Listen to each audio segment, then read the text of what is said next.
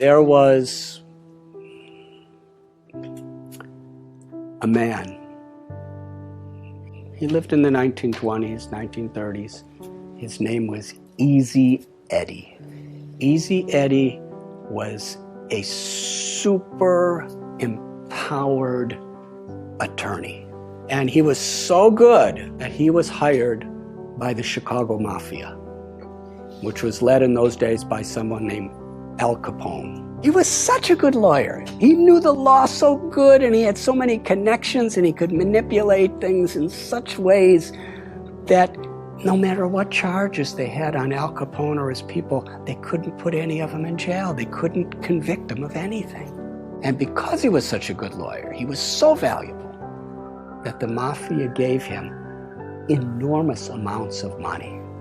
He had private airplanes. He had practically an entire city block of property with a beautiful mansion, the best of cars, the best of everything. And his son, he could do anything he wanted.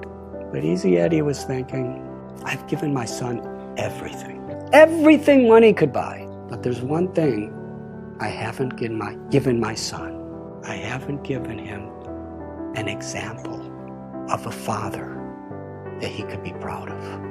And he thought about this for some time. And Easy Eddie came to the conclusion, the only way I could give my son a father with a legacy of a good name is I have to help the government put the Mafia in prison. Because the Mafia was killing people, and he was getting them off. Getting people addicted to drugs and alcohol, and he was getting them off. Extorting innocent little store owners who are struggling for their life, pay us so much a month or we're going to bomb your store. And they bomb them, and he was helping them. He helped the FBI. He testified. And many of the biggest people in the Mafia were put in prison. He knew full well that he would be killed for doing this. And one day he was riding in his car and another car came by and several people with machine guns filled his body with bullets, and he laid on the street dead. He paid a very high price to give his son a father who he could be proud of. That's a high price, but for him it was worth it. Now I'm going to tell you another story. There was a man. He was in the United States Air Force during World War II.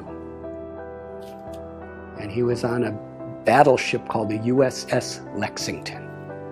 And he took off from his ship with a squadron of other airplanes, maybe 6 or 7, to go fight against the Japanese.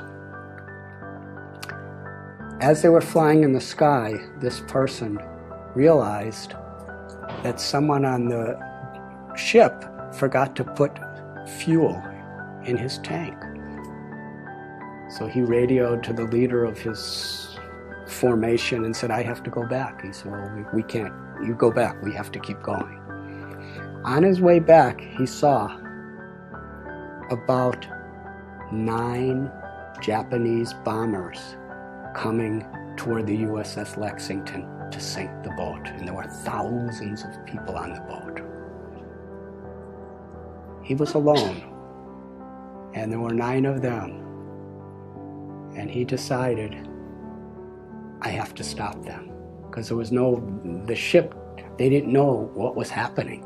So he single-handedly charged at these 9 airplanes and was shooting and shooting and shooting, and he actually had 2 of them fall into the ocean. And then he ran out of bullets, and they were shooting at him and attacking him, and he was so enthusiastic and so fearless that he was flying at these different planes that were shooting at him, and he was knocking off their wings. And finally, after 5 of the 9 sank, the other 4 thought, this man is completely crazy, let's get out of here. And they all flew away. And he came back, his plane was all beaten up, and the people of the USS Lexington actually saw what was happening. But they weren't prepared. He was the first person in the U.S. Air Force in World War II to get the U.S. Congressional Medal of Honor, the highest award there is. His name was Butch O'Hare. And the airport in Chicago, O'Hare Airport, is named after him. He's considered one of the greatest heroes of American history because he was willing to sacrifice his own life for the higher cause of others. What makes this story so interesting is Butch O'Hara was the son of Easy Eddie. That's a strong foundation. What are we giving our children? I have seen in my life traveling around, I've been wandering around this planet for 63 years now. I've seen people work so hard for money, give it to their children, and then their children fight as enemies to see who gets it. Is that the legacy? Is that fulfilling life? Is that what we want to leave to the world? Our values, our character, the grace and the compassion, the love that flows through us is the greatest contribution we could make to our own life, to God, to our families, and to the world. And when we have those values, and we work and we build that foundation through good company and good practices and good decisions, then we could have a wonderful, fulfilling, meaningful life beyond birth, beyond death. And we could leave that as a legacy for the world.